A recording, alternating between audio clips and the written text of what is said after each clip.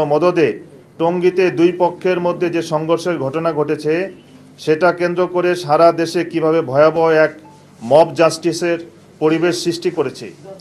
এই অপশক্তির গভীর ষড়যন্ত্রের কারণে বিশ্ব ইজতেমা হুমকির মুখে পড়েছে। তারা নিজেদের রাজনৈতিক স্বার্থ সিদ্ধির জন্য আন্তর্জাতিক বিশ্ব ইজতেমার মতো এই ইভেন্টকেও নিজেদের দখলে নেওয়ার পায়তারা করে চলেছে। আপনারা জানেন 20 ডিসেম্বর 2024 তারিখে ঐতিহাসিক টঙ্গীর তুরাগ আমাদের পূর্ব নির্ধারিত জোর পুরানা তাবলিগের সাথীদের যে বাৎসরিক সম্মেলন হয় তো করার লক্ষ্যে ময়দানে কাজের জন্য আমাদের শান্তিপ্রিয় তাবলিগের সাথীরা ইজতেমা মাঠের পশ্চিম তীরে শান্তিপূর্ণ অবস্থান গ্রহণ করেন। যে কোনো সংঘাত এড়াতে আমরা ইতিপূর্বে প্রশাসনকে বারবার অবহিত করে 36টি চিঠি দিয়েছি। জোবায়েরপন্থী ও হেফাজতের নেতাদের কাছে আমরা শান্তি ও সমঝোতার প্রস্তাব জানিয়েছি। উলামায়ে কেরামকে দারুল উলুম দেওবন্দের নীতি ও আদর্শের ভিত্তিতে তাবলিগ বিষয়ে নিরপেক্ষ থাকার আহ্বান করেছি আমরা। কিন্তু এই কথা আজ দিবালোকের মতো সুস্পষ্ট যে রাজনৈতিক অপশক্তি তাবলিগের বিতর্ক ও দ্বন্দ্ব রেখে তাবলিগের উভয় পক্ষকে নিয়ন্ত্রণ করার নীল নকশা এঁকেছে।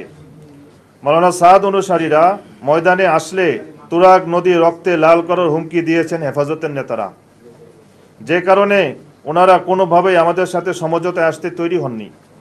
তাই আমরা অত্যন্ত সুস্পষ্ট ভাষায় জানাতে চাই, টঙ্গী ময়দানের ঘটনাটি তাদের ওই হীন ষড়যন্ত্রের একটি অংশ মাত্র। গতকাল 22 ডিসেম্বর 2024 তারিখে টাঙ্গাইল জেলা প্রশাসক অফিসে লাইভ সংবাদ চলাকালীন অবস্থায় ডিবিসি টেলিভিশনের জেলা প্রতিনিধির উপর জোবায়েরপন্থীরা হামলা চালায়।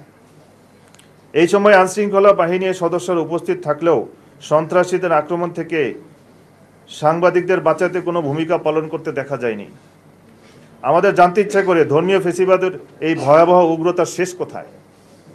সাংবাদিকরাই যেখানে তাদের নৃশংস ও বর্বরতা থেকে রেহাই পাচ্ছেন না, সেখানে ভিন্নমত পোষণকারী ও সাধারণ মানুষের নিরাপত্তা কোথায়?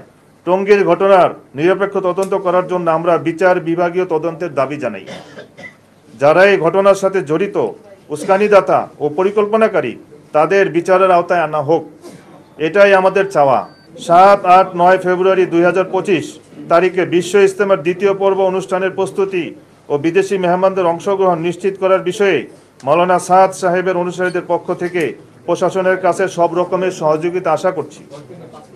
প্রসঙ্গত উল্লেখ্য, গত বছরের ইজতেমায় জোবায়েরপন্থীদের বিদেশি মেহমান ছিল 1200 জন আর নিজামুদ্দিন অনুসারীদের মেহমান ছিল 9000-এর উপরে। এই হিসাবে বিস্তারিত প্রশাসনের কাছে আছে।